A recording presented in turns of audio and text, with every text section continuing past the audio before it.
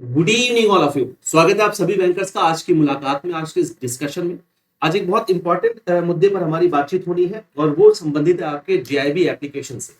मुझे कई सारी क्वेरीज ऐसी आई हैं जिन्होंने अभी जिन हमारे बैंकर्स ने अभी अभी बैंक ज्वाइन किया है और वो इस बार जेआईबी देना चाहते हैं। तो उनका सबसे पहला सवाल ये है कि सर जेआईबी देने के लिए क्या आईएबीएफ की मेंबरशिप लेना जरूरी है, क्या उसके बिना हम जेआईबी के लिए अप्लाई नहीं कर सकते। तो उस पूरे मुद्दे पर आज हमारी बातचीत होनी है। जेआईबी की मेंबरशिप लेना इंपॉर्टेंट है या नहीं है, कैसे आपको जेआईबी के मेंबर्स की आईएबीएफ की मेंबरशिप लेनी है, जेआईबी एग्जाम में एप्लीकेशन अप्लाई करने के लिए क्या उसका तरीका है, कहां से हमें मेंबरशिप के लिए अप्लाई करना है, मेंबरशिप हमें कैसे मिलती है। इन सारी बातों पर आज हमारा डिस्कशन होने वाला है।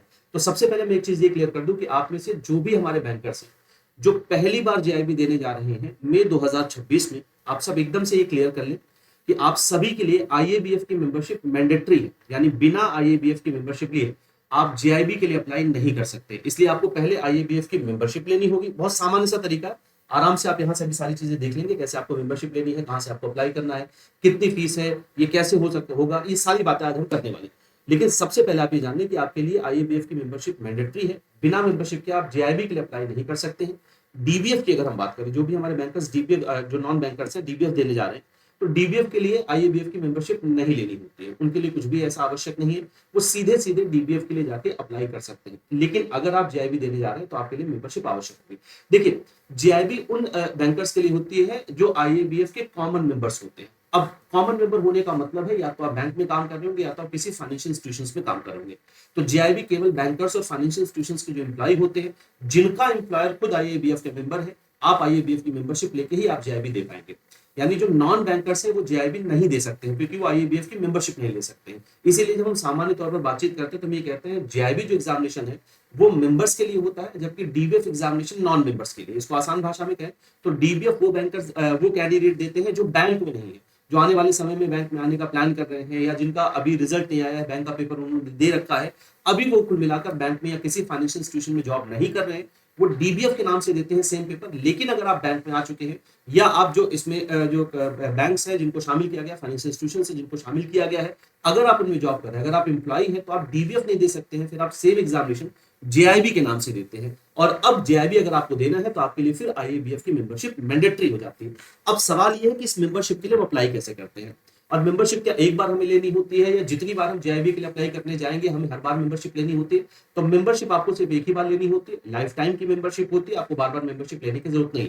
1999 के पहले ऐसी व्यवस्था नहीं थी। इसलिए एक बात मैं और यहाँ पर क्लियर कर दूं कि अगर आपका 1999 या उससे पहले अगर आपने मेंबरशिप ले रखी है तो आप उसको लाइफ टाइम मेंबरशिप में दोबारा रिन्यू करके बदल लीजिए। उसको रिन्यू करके अपनी मेंबरशिप को लाइफ टाइम मेंबरशिप में आप कन्वर्ट कर लीजिए। कैसे आप अपनी मेंबरशिप को रिन्यू करेंगे वो भी मैं अभी आपको बता दूंगा।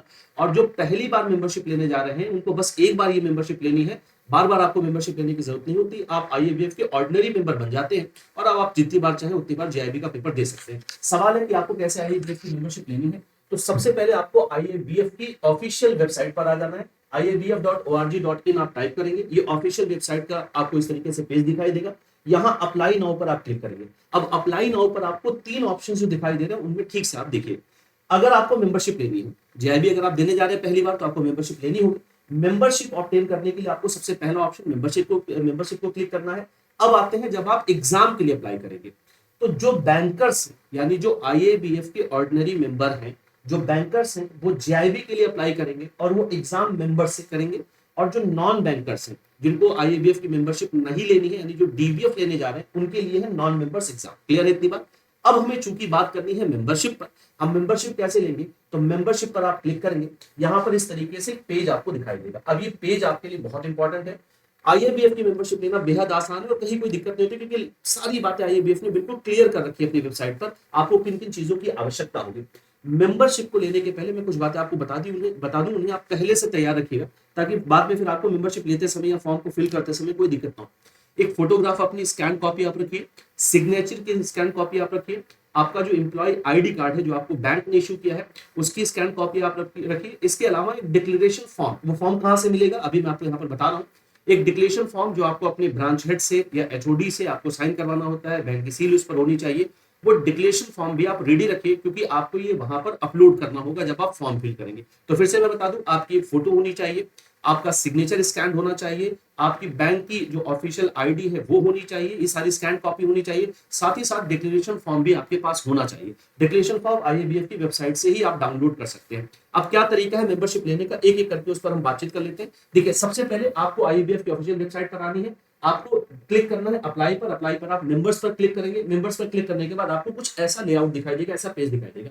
सबसे पहले मेरी आपको ये सलाह है कि आप एफएक्यूज पर आ जाइए, एफएक्यूज को ठीक से पढ़ लीजिएगा पूरा, एफएक्यूज बहुत इंपॉर्टेंट है। सामान्य जो आपके सवाल आते हैं आईएबीएफ की मेंबरशिप लेने के पहले या मेंबरशिप लेते समय, या अगर आपने पेमेंट किया है किसी वजह से पेमेंट फेल हो गया है, पेमेंट ही नहीं हो पाया है, या डिडक्ट हो गया है अमाउंट आपको लेकिन आपका रजिस्ट्रेशन नंबर नहीं आया है, इस तरीके के बहुत से सामान्य से सवाल होते हैं जो अमूमन बैंकर्स पूछते हैं अप्लाई करते समय या अप्लाई करने के बाद। अगर उनका रजिस्ट्रेशन नंबर नहीं आया, मेंबरशिप नंबर नहीं आया, तो वो सारे एफएक्यूज आपको यहाँ पर मिल जाएंगे। क्लियर? इन सारे एफएक्यूज को आप बहुत ध्यान से एक बार जरूर पढ़ लीजिएगा अप्लाई करने के पहले, एफएक्यूज बहुत इंपॉर्टेंट है। अब देखिए कौन एलिजिबल होता है आईएबीएफ की मेंबरशिप लेने के लिए, तो जैसा मैंने आपको बताया कि केवल और केवल एम्प्लॉइज ही एलिजिबल होंगे। अच्छा, दो बातें यहाँ पर, आप जिस इंस्टीट्यूशन में काम कर रहे हैं या जिस बैंक में आप काम कर रहे हैं, जिस फाइनेंशियल इंस्टीट्यूशन में आप काम कर रहे हैं, अगर वो खुद आईएबीएफ का ऑर्डिनरी मेंबर है तो ही आप आईएबीएफ की मेंबरशिप ले सकते हैं। यानी अगर आप एक ऐसे ऑर्गेनाइजेशन में काम कर रहे हैं, वो ऑर्गेनाइजेशन आपका एम्प्लॉयर खुद आईएबीएफ का मेंबर नहीं है, तो आप आईएबीएफ की मेंबरशिप नहीं ले सकते। उस केस में आप जेआईबी नहीं दे पाएंगे, उस केस में आपको डीबीएफ देना होता है। वैसे सारे के सारे बैंक्स हैं, कोऑपरेटिव बैंक्स है, स्टेट कोऑपरेटिव बैंक्स है, सेंट्रल कोऑपरेटिव बैंक्स है, आरआरबीज है, रिजर्व बैंक ऑफ इंडिया है, ये सब इसके साथ लिस्टेड है। यानी अगर आप इनमें काम कर रहे हैं तो आप मेंबरशिप के लिए अप्लाई कर सकते हैं, और अगर आप काम कर रहे हैं तो आपको करना ही होगा मेंबरशिप के लिए अप्लाई, और जेआईबी आप दे पाएंगे। डीबीएफ नॉन मेंबर्स के लिए होता है, मैं ये बार बार आपको क्लियर कर दूं। यहां से आप सारी चीजें देख सकते हैं। देखिए कौन अप्लाई कर सकता है मेंबरशिप के लिए, तो membership is open only to the employees of recognised banking establishment both the nationalised as well as private. तो आप नेशनलाइज्ड बैंक में हो या प्राइवेट बैंक्स में हो, जिसमें reserve bank of India include है, स्टेट बैंक ऑफ इंडिया है, बाकी फाइनेंशियल इंस्टीट्यूशंस है, सेंट्रल और स्टेट कोऑपरेटिव बैंक्स इसके साथ शामिल है। ये सारे इंस्टीट्यूशंस हैं जो आईएबीएफ के ऑर्डिनरी मेंबर हैं, और अगर आप इनके एम्प्लॉई हैं तो आप भी ऑर्डिनरी मेंबरशिप ले सकते हैं, लेना ही होगा। उसके बाद ही आप आईएबीएफ का जेआईबी जो एग्जाम कंडक्ट हो रहा है उसको आप दे सकते हैं। क्लियर है? अब यहाँ पर जो दूसरा पॉइंट है ये बहुत इंपॉर्टेंट है। If my employer is not the list hence not eligible for ordinary membership, am I eligible to write the examination of the institution. अब अगर आपका एम्प्लॉय एलिजिबल नहीं है, यानी आपके जो आपका एम्प्लॉयर है अगर उसके पास आईएबीएफ की मेंबरशिप नहीं है, तो क्या आप मेंबरशिप लिए बिना इस एग्जाम के लिए एलिजिबल होंगे? तो ये कई सारे बैंकर्स पूछते हैं कि सर मैंने जब लिस्ट देखी तो मेरा ऑर्गेनाइजेशन तो उसमें था नहीं, तो मुझे कैसे ये मेंबरशिप मिलेगी? उसका ये सवाल है, ये बहुत सारे बैंकर्स बाद में पूछते हैं, तो ध्यान से समझिएगा। आप पेपर दे सकते हैं, for most of our examination you can register as non member. तो आप पेपर तो दे सकते हैं, लेकिन आपको नॉन मेंबर के रूप में उस केस में रजिस्टर करना पड़ेगा, यानी आप उस केस में डीबीएफ दे पाएंगे, जेआईबी नहीं दे पाएंगे। अगर आपका ऑर्गेनाइजेशन या आपका एम्प्लॉयर मेंबर नहीं है तो उस केस में आप पेपर दे सकते हैं, लेकिन आप डीबीएफ के नाम से पेपर देंगे। जो ऐसे पेपर्स हैं जो केवल मेंबर्स के लिए, जैसे जेआईबी सीआईबी जैसे पेपर्स मेंबर्स के लिए होते हैं, उन एग्जामिनेशन के लिए आप एलिजिबल नहीं होंगे। अब कौन कौन से आईडी प्रूफ आपको वहां पर अपलोड करने हैं, पहले ये सारे देख लीजिए, बहुत इंपॉर्टेंट है। तो आईडी प्रूफ में मैं एक चीज क्लियर कर दूं, कई सारा कंफ्यूजन इसमें आ रहा है। आईडी प्रूफ में क्या आपको देना होता है?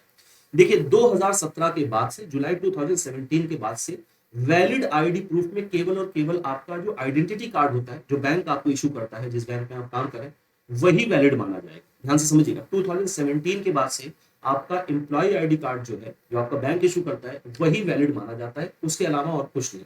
लेकिन अगर आपने अभी अभी बैंक ज्वाइन किया है और आपको अभी आपका आईडी कार्ड इशू नहीं हुआ है, तो उस केस में आपको इनमें से कोई एक आईडी कार्ड अपने साथ रखना है। वो आधार कार्ड हो सकता है, पासपोर्ट हो सकता है, पैन कार्ड हो सकता है, वोटर आईडी कार्ड हो सकता है, या ड्राइविंग लाइसेंस हो सकता है। क्लियर है इतनी बात? मैं फिर से क्लियर कर दूं, यदि आपका अभी तक वो आपका जो आईडी कार्ड है आपके ऑर्गेनाइजेशन की तरफ से अभी तक इशू नहीं हो पाया है, आपने हाल फिलहाल में ही बैंक ज्वाइन किया है, तब आप इनमें से कोई एक अपने पास रखेंगे। और अगर आपका आईडी कार्ड इशू हो चुका है तो वही आईडी कार्ड ही केवल वैलिड माना जाएगा। क्लियर हो गई इतनी बात? अब आईडी कार्ड के अलावा आपको डिक्लेरेशन फॉर्म भी देना होता है। इस कंफ्यूजन में बिल्कुल मत रहिएगा कि डिक्लेरेशन फॉर्म आपके लिए ऑप्शनल है, नहीं, डिक्लेरेशन फॉर्म आपके लिए मैंडेटरी है, यानी ये तो आपको अपलोड करना ही करना होगा, साथ ही साथ डिक्लेरेशन फॉर्म भी आपको अपलोड करना जरूरी है। वो दोनों आपके लिए मैंडेटरी है। क्लियर है? तो आपका जो प्रूफ है शुड बी क्लियर, क्या है, रीडेबल, क्लियर होना चाहिए, रीडेबल होना चाहिए, वेरीफाइबल होना चाहिए। आप ये सारी चीजें जो बेसिक चीजें वो यहाँ पर लिखी है, जून 2017 के बाद से है। आपके लिए जो आईडी प्रूफ है भैया, वो ऑलरेडी जो आपका क्या है, existing members enrolled prior to 1 June 2017 whose ID proof image has already been uploaded, need not to change the same. अगर आपने 2017 के पहले अपना आईडी प्रूफ अपलोड किया हुआ था तो आपको चेंज करने की कोई आवश्यकता नहीं होती है। क्लियर है? बाकी सारे एफएक्यूज हैं। आप पेमेंट कैसे करेंगे, तो पेमेंट आप credit card, debit card, master, visa card, internet banking, इन सब के माध्यम से भी आप अपना पेमेंट कर सकते हैं। मेंबरशिप लेने के लिए आपको कितनी फीस देनी होती है, तो कुल 1770 रुपीज है। 1770 रुपए आपको मेंबरशिप के लिए फीस देनी होती है। एक टाइम की वन टाइम मेंबरशिप होती है, ये लाइफ टाइम के लिए आपको मिल जाती है। बार बार आपको मेंबरशिप के लिए अप्लाई नहीं करना है, जिसमें से 1500 रुपए आपकी मेंबरशिप की फीस है और 250 रुपए आपकी जीएसटी है। क्लियर हो गई इतनी बात भैया? और ये रिफंडेबल नहीं होता, इस बात का ध्यान रखिएगा। अगर आपका अप्लाई करते समय पेमेंट फेल हो गया है, यानी पेमेंट नहीं हो पाया है, तो आपको थोड़ा वेट करना होगा। बाद में अगर वो नहीं हो पा रहा है पेमेंट, तो आपको फिर से री रजिस्टर करना होगा, यानी फ्रेश रजिस्ट्रेशन आपको करना होगा। क्लियर है? लेकिन अगर आपका पेमेंट हो चुका है, रजिस्ट्रेशन नंबर नहीं आया है, तो ऐसे केस में, अगर इस केस में कहीं बात फंसती है, तो आईएबीएफ खुद अपनी वेबसाइट पे लगता है कि 10 से 12 दिनों में आपका पैसा वापस कर दिया जाता है। आपको री रजिस्टर करना होता है उस केस में। क्लियर है? तो आप कोशिश ये करिएगा कि आप जब भी इसके लिए अप्लाई करें, अच्छा इंटरनेट कनेक्शन आपके पास हो। अप्लाई करते समय बैक जो बटन होती है उसको प्रेस मत करिएगा, रिफ्रेश बार बार मत करिएगा, इससे आपका फॉर्म नहीं फिल हो पाएगा, है ना, दिक्कत आ जाएगी। तो ये सारे जो एफएक्यूज है भैया, ये आपको यहाँ पर ठीक से देख लेने हैं। एफएक्यूज में जो इंपॉर्टेंट बात है वो मैंने आपको बता दी है। क्लियर है? अब आते हैं अप्लाई करने पर। तो एफएक्यूज आपने देख लिया। दूसरा है हाउ टू अप्लाई। अप्लाई आप कैसे करेंगे, यहाँ पर भी सारी जो है, यहाँ पर सारे फेजेस लिखे गए हैं, किस तरीके से, किस मैनर में आपको अप्लाई करना है। आईएबीएफ की ऑफिशियल वेबसाइट पर आना है, ऑनलाइन मेंबरशिप रजिस्ट्रेशन में आपको जाना है। सारे जो भी वहां पर इंस्ट्रक्शंस लिखे गए उनको ठीक से देख लीजिएगा। Photograph, signature, ID proof, declaration form, ये सब आपको वहां पर अपलोड करना होगा। उन्हें पहले से तैयार रखिएगा। जो प्रिस्क्राइब्ड साइज है आपको उसी में रखना है, अदरवाइज वो अपलोड नहीं हो पाएगा। तो यहाँ पर सारी कंडीशन आपको लिखी गई है, सारे इंस्ट्रक्शंस यहाँ पर लिखे गए। आपका जब सक्सेसफुल रजिस्ट्रेशन हो जाता है, तो आपके पास जो आपका फोन नंबर है, जो आपने उस मेंबरशिप के लिए दिया हुआ है, उस पर आपको मैसेज भी आएगा, आपकी रजिस्टर्ड मेल आईडी पर मेल भी आएगी। मेल नंबर आपका रजिस्टर्ड मेल आईडी वो डालिएगा जो वर्किंग कंडीशन में है, जिसको आप एक्सेस कर सकते हैं, जिसको आप एक्सेस करते हैं, वो मेल आईडी आपको डालनी है। और याद रखिएगा, आपकी मेंबरशिप बहुत इंपॉर्टेंट है। यही मेंबरशिप आपके लॉगिन आईडी के रूप में काम करता है। मेल के और मैसेज में आपको पासवर्ड भी भेजा जाता है, उसी पासवर्ड से आपको लॉगिन करना है। तो पासवर्ड और मेंबरशिप आईडी आप इसको कहीं अलग से नोट डाउन भी कर लीजिएगा, वैसे ही आपके पास हमेशा रहेगा। तो यहाँ से ये सारी चीजें आपको देखने को मिल जाएंगी। यहाँ पर देखिए, आपकी इमेज का क्या फॉर्मेट होना चाहिए, कितना साइज होना चाहिए, तो 8 KB से लेके 50 KB तक हो सकता है। आपकी जो इमेज है, फोटोग्राफ का जो डायमेंशन है, वो आपकी विड्थ कितनी होनी चाहिए, हाइट कितनी होती है, कितने पिक्सल में होना चाहिए, ये सारी चीजें आपको यहाँ पर दिख जाएंगी। इन्हें एक बार आप जरूर देख लीजिएगा। क्लियर है? तो सारे इंस्ट्रक्शंस मैं आपको बताता चल रहा हूँ, बहुत आराम से आपको सारी चीजें देखनी है। इंस्ट्रक्शंस क्या क्या है एप्लीकेंट्स के लिए, ये सारी चीजें यहाँ पर देख लीजिएगा भैया। इनरोलमेंट फी आपकी कितनी है, एलिजिबिलिटी पीछे हम लोग बता चुके हैं एलिजिबिलिटी कितनी है। अगर if the name of your organisation does not appear, अगर आपका नाम, आपके ऑर्गेनाइजेशन का नाम नहीं है लिस्ट में, तो आप यहाँ पर मेल कर सकते हैं। क्लियर है? आप इस सारी चीजें देख लीजिए, सारी चीजें यहाँ पर लिखी हुई है। फीस मैं आपको फिर से बता दूं, 1770 रुपीज है, जिसमें 1500 आपका मेंबरशिप की फी है और 250 रुपए आपके, 270 रुपए है ना, 270 रुपीज क्या है भैया आपका जीएसटी। तो 1500 270 कुल 1770 आपको देने हैं, जीएसटी 270 रुपए लगना है।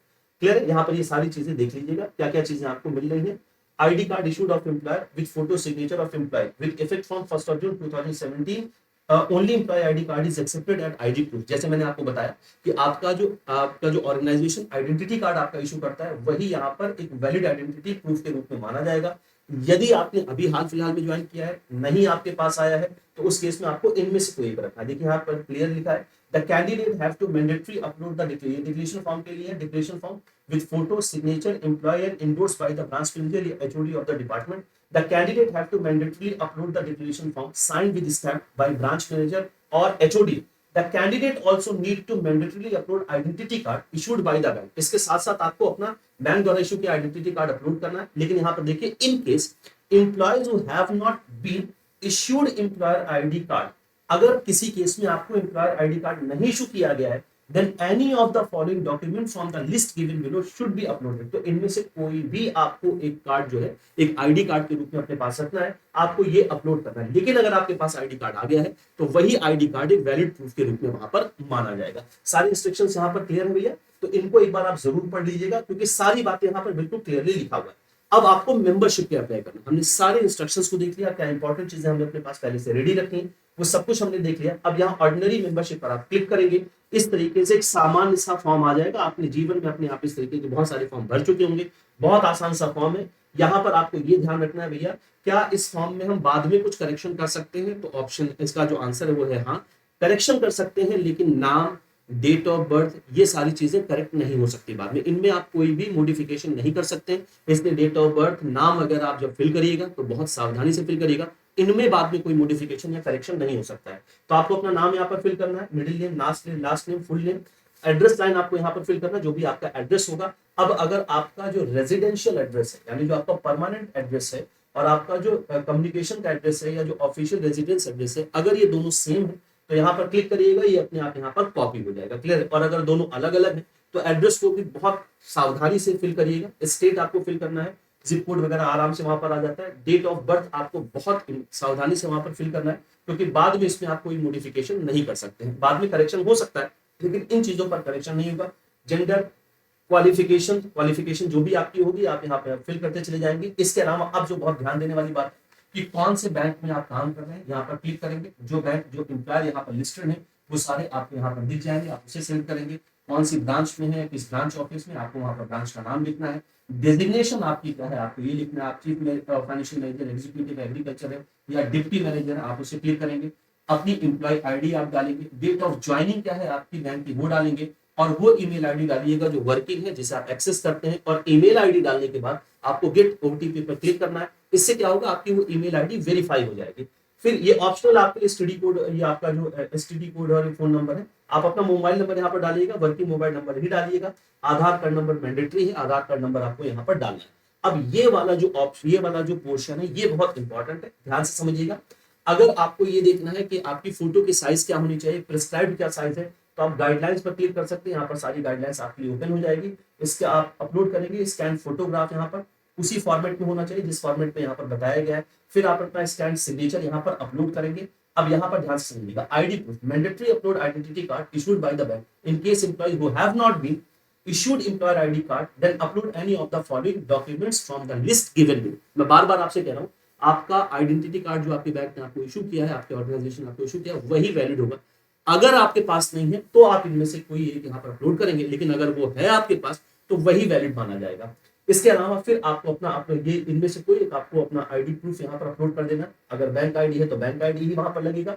डिक्लेरेशन फॉर्म आपको यहाँ पर अपलोड करना। अब डिक्लेरेशन फॉर्म आपको मिलेगा कहां से, तो please click here to print. आप यहाँ पर देखिए, ये डिक्लेरेशन फॉर्म है भैया, ये आपको मैंडेटरी है। मैं बार बार बता दूं, कई सारे बैंकर्स बाद में ये सवाल पूछ चुके हैं, जब हम लोगों ने पीछे ये चर्चा की थी। इसके पहले भी मैं आपको आईबीएफ की मेंबरशिप कैसे लेनी, इस पर चर्चा कर चुका हूँ कि सर क्या डिक्लेरेशन फॉर्म ऑप्शनल होता है, हमें खाली बैंक की आईडी ही डालनी होती है? तो नहीं, बैंक की आईडी, आपका आईडी प्रूफ और डिक्लेरेशन फॉर्म दोनों ही मैंडेटरी है, दोनों ही आपको अपलोड करना है। डिक्लेरेशन फॉर्म आप पहले से यहाँ से जो है डाउनलोड कर लीजिएगा, उसको सही तरीके से फिल कर लीजिएगा। अपनी एक रीसेंट फोटोग्राफ यहाँ पर आप लगाएंगे, जो आपसे यहाँ इंफॉर्मेशन मांगी जा रही है आप उसे फिल करेंगे। Full name, date of birth, name of the employer, employ number और एप्लीकेंट का सिग्नेचर होगा। साथ में आपके ब्रांच हेड की, ब्रांच मैनेजर का सिग्नेचर, नाम और सील, ये सारी चीजें होनी चाहिए। इसकी स्कैन कॉपी आपको कर लेना है, क्योंकि यही स्कैन कॉपी आपको फिर वहां पर लगाना होगा। क्लियर है भैया इतनी बात? यहाँ तक की बात क्लियर है? यहाँ तक कोई दिक्कत वाली बात तो नहीं है? तो इस तरीके से आप क्या कर सकते हैं, अपना ये जो आपने ये डाउनलोड किया है, इसको डाउनलोड करके आप पहले से रख लीजिएगा। सारी चीजें आपको पहले से तैयार करनी है, ताकि वहां पर कोई दिक्कत आपको ना होने पाए। चलिए अब यहाँ पर आते हैं, तो ये डिक्लेरेशन फॉर्म आपका यहाँ पर अपलोड हो जाएगा। एक बार आप ये सारे इंस्ट्रक्शंस को ठीक से पढ़ लेंगे, उसके बाद अगर और कोई आपको जो है डिसेबिलिटी है तो यस पर क्लिक करेंगे। अदरवाइज ये बाय डिफॉल्ट नो पर ही रहता है, इसको नो पर ही रहने दीजिएगा। एक बार इसको भी देख लीजिएगा। इसके बाद आपको यहाँ पर ये सारे डिक्लेरेशन पढ़ लेना है, कैप्चा आप फिल करेंगे, preview and proceed for payment पर आपको क्लिक करना है। पेमेंट मैंने आपको बता दिया किस तरीके से। पेमेंट करते समय ये ध्यान रखिएगा कि आप उसको ना तो बैक प्रेस करिएगा, ना ही पेज को रिफ्रेश करिएगा। पेमेंट उससे फेल हो जाता है, और फेल अगर हो जाएगा पेमेंट तो फिर आपको फिर से जो है दोबारा आपको वहां पर इसे देखना पड़ेगा, दोबारा करना पड़ेगा। तो ये कंप्लीट आपके पास पूरी इंफॉर्मेशन आ गई है, कैसे कैसे आपको आईएबीएफ की मेंबरशिप लेनी है। मेरी फिर से आपको ये सलाह होगी भैया कि एफएक्यूज और इंस्ट्रक्शंस से पहले पढ़ लीजिएगा, फिर अप्लाई करिएगा। आपको अपना फोटोग्राफ, इसके अलावा अपना सिग्नेचर, इसकी स्कैन कॉपी आपको अपने पास रखनी होगी। बैंक की आपका जो भी आइडेंटिटी कार्ड बैंक ने इशू किया है वो आपके अपने पास रखना है। यदि नहीं इशू हुआ है तब उस केस में आपको क्या करना है भैया, उस केस में आपको जो आपको 4-5 आपको ऑप्शंस दिए गए तो उनमें से कुछ एक होना चाहिए। डिक्लेरेशन फॉर्म मैंडेटरी है, डिक्लेरेशन फॉर्म को डाउनलोड कर लीजिएगा। उसमें जो इन्फॉर्मेशन है फिल करके उसकी स्कैन कॉपी भी आपको रखना है। आपको ऑर्डिनरी मेंबरशिप यहाँ से मिल जाएगी। ये मेंबरशिप एक बार की होती है, लाइफ टाइम के लिए मेंबरशिप होती है, बार बार आपको मेंबरशिप लेने की जरूरत नहीं है। लेकिन जिन्होंने 1999 या उसके पहले मेंबरशिप ले रखी है वो अपनी इस मेंबरशिप को लाइफ टाइम में कन्वर्ट कर सकते हैं। उन्हें कहाँ से कन्वर्ट करना है, यहाँ पर देखिए, renewal of ordinary membership for old members who are not life time members of the institute. Old membership यानी जिन्होंने 99 या उसके पहले मेंबरशिप ली है वो यहाँ से रिन्यू कर सकते हैं। रिन्यू करने की फीस भी आपको वही होगी, है ना, जो आपको यहाँ पर फीस बताई गई थी 1770 रुपए, वही आपको यहाँ पर फीस पे करनी है। देखिए, members who were enrolled prior to year 1999 and not life members are only eligible for renewal of the membership। तो केवल वही अपनी मेंबरशिप को रिन्यू कर सकते हैं। अगर 2000 या उसके बाद आपने मेंबरशिप ली है तो आपको मेंबरशिप को रिन्यू करने की आवश्यकता नहीं है। फीस आपके लिए वही है, देखिए 1770, जिसमें से 1500 रुपए आपकी मेंबरशिप की फीस होगी और 270 रुपए आपकी जीएसटी की होगी। बाकी सारी बातें वही हैं जो हम लोगों ने पीछे पढ़ी हुई है। तो अगर आपका 1999 के पहले है तो आप इसको रिन्यू कर लीजिएगा। ये बहुत इंपॉर्टेंट आपके लिए। इस इन्फॉर्मेशन को एक बार दोबारा देख लीजिएगा, इस वीडियो को इत्मीनान से देख लीजिएगा। मेंबरशिप के लिए आजकल में अप्लाई कर दीजिए, क्योंकि जीआईबी के जो एप्लीकेशंस हैं वो फरवरी से फिल होना शुरू हो जाएंगे। क्योंकि अगर हम अभी लास्ट ईयर वाली बात देखें तो लास्ट ईयर में आईबीएफ ने क्लियर किया था कि आपके पहले एग्जामिनेशन के 3 महीने के पहले हम एप्लीकेशन इन्वाइट कर देंगे आपके लिए। तो 4 फरवरी से 2025 की अगर हम बात करें तो 4 फरवरी से जीआईबी के एप्लीकेशन फिल होना शुरू हो गए थे, जो 24 फरवरी तक फिल हो रहे थे। 4 मई से पेपर शुरू हो गया था। तो आप ये मान के चलिए फेब के फर्स्ट वीक में आपके एप्लीकेशंस फिल किया जाएगा। अभी नई डेट्स 2026 के लिए नहीं आई है, 1-2 दिन में, 4 दिन में, 10 दिन में वो भी आईएबीएफ आपके लिए जारी कर देगा, मतलब नया कैलेंडर भी आपके लिए इशू हो जाएगा। तो उसमें एग्जैक्ट डेट आ जाएगी। आगे अगर अभी आपको कोई कह रहा है कि इस समय पेपर होगा, ऐसे पेपर होगा, तो अभी कोई भी ऐसी इन्फॉर्मेशन आईएबीएफ की तरफ से नहीं है। 26 के पेपर कब कब हो रहे हैं वो आ जाएगा थोड़े दिनों में। जनवरी में आ जाता है कैलेंडर, आईएबीएफ कैलेंडर इशू कर देगा तो ही आपको एग्जैक्ट डेट पता चल जाएगी। लेकिन ये बिल्कुल फिक्स है कि फरवरी के फर्स्ट वीक के लास्ट में या सेकंड वीक की शुरुआत में आपके एप्लीकेशंस फिल होना शुरू हो जाएंगे। अगर आप जीआईबी देने जा रहे हैं तो आईएबीएफ की मेंबरशिप आपके लिए मैंडेटरी है, उसके बिना आप जीआईबी में अप्लाई नहीं कर सकते हैं। तो अभी आपके पास समय है, ये सारा काम पहले पूरा कर लीजिए ताकि जीआईबी को अप्लाई करते समय आपको कोई दिक्कत ना हो। मैं फिर से क्लियर कर दूं कि डीबीएफ के लिए मेंबरशिप आवश्यक नहीं होती है। अब दूसरी बात यह है, आपने अप्लाई कर दिया जीआईबी के लिए, आपने अप्लाई करने के बाद अपनी प्रिपरेशन शुरू कर दी। पहली बात तो मेरी सलाह ये भी, अगर आप जीआईबी टारगेट कर रहे हैं इस बार मे का पेपर, तो आपको प्रिपरेशन इस बार अभी से शुरू कर देनी है। क्योंकि अब जो पेपर्स बन रहे हैं वो बहुत कॉन्सेप्चुअल बन रहे हैं, लेंदी क्वेश्चंस बन रहे हैं, ट्रिकी ऑप्शंस बन रहे हैं। अगर आपने समय से तैयारी नहीं की तो पेपर एक बार में क्लियर करना आपके लिए मुश्किल हो जाएगा। और अगर ठीक से करेंगे, समय से करेंगे, तो सारे पेपर्स एक बार में बहुत आराम से क्लियर हो जाएंगे। टारगेट भी आपका यही होना चाहिए कि पहले ही अटेम्प्ट में हम जीआईबी को क्लियर करें, ताकि जो आपका अभी सीआईबी होने वाला है नवंबर-दिसंबर वाला 2026, वो आप सीआईबी देने के लिए एलिजिबल हो जाए। बाकी जो सीआईबी देने जा रहे हैं उनके पास तो ऑलरेडी मेंबरशिप है, क्योंकि जीआईबी क्लियर करने के बाद ही उन्होंने सीआईबी दिया होगा। अब जरूरी चीज ये है कि आप तैयारी करें, और तैयारी आपको बहुत, मैं ये कहूंगा कि आप ट्रस्टेड सोर्सेज से आप तैयारी करें। मैं ये कतई नहीं कह रहा हूं कि आप हमसे ही जुड़े, लेकिन आप ट्रस्टेड सोर्स से तैयारी करें। रिजल्ट्स बहुत जबरदस्त है। अगर आप जीआईबी के सारे रिजल्ट देखना चाहेंगे, पीडब्ल्यूपी या सीआईबी के रिजल्ट देखना चाहेंगे, तो वाईटी पर वो सारे रिजल्ट्स हमने पेपर का एग्जाम एनालिसिस किया हुआ है। वहां पर बच्चों के कमेंट्स आप देख सकते हैं, हमारे बैंकर्स के, डीबीएफ जितने भी कैंडिडेट थे उन सबके। आपके लिए जो हम किस तरीके से आपकी प्रिपरेशन में आपके साथ जुड़ रहे हैं, तो सबसे बेहतरीन जो आपके लिए बैच होगा वो महापैक होगा। महापैक आपको 3 वैलिडिटी में मिला, 6 मंथ, 12 मंथ और 24 मंथ्स के लिए। महापैक आपके लिए वन स्टॉप सोल्यूशन की तरह काम करता है। मतलब अगर आपने एक बार महापैक को सब्सक्राइब कर लिया है तो हमारे जितने भी रनिंग बैचेस हैं, 15 से ज्यादा बैचेस का एक्सेस आपको मिलता है। जितने भी अपकमिंग पेड बैचेस होंगे वो सब आपको इसमें फ्री ऑफ कॉस्ट मिलेंगे। आपको कुछ भी अलग से पे करने की जरूरत नहीं है। क्लास नोट्स हैं, डाउट सपोर्ट है, इसके अलावा आपको इसमें ई बुक्स का एक्सेस भी जो है फ्री ऑफ कॉस्ट मिलता है। अगर हम इंडिविजुअल बैचेस की बात करें तो इंडिविजुअल बैचेस में आपको जीआईबी फाउंडेशन बैच मिल जाएगा। ये आपके मई 2026 के लिए ही डिजाइन किया गया है। महापैक में और फाउंडेशन बैच में अंतर ये होता है कि फाउंडेशन बैच की वैलिडिटी केवल एग्जाम तक होती है और आप केवल इसी बैच को एक्सेस कर पाएंगे। लेकिन महापैक में आप सारे रनिंग बैचेस को भी एक्सेस कर पाएंगे, फाउंडेशन बैच को फ्री ऑफ कॉस्ट में एक्सेस कर पाएंगे। इसके अलावा आगे जो हमारे पेड बैचेस होंगे उन्हें भी आप फ्री ऑफ कॉस्ट एक्सेस कर पाएंगे। अब इन सभी बैचेस पर आज के लिए, आज लास्ट डेट है, 85% तक का डिस्काउंट आपको ऑफर किया जा रहा है।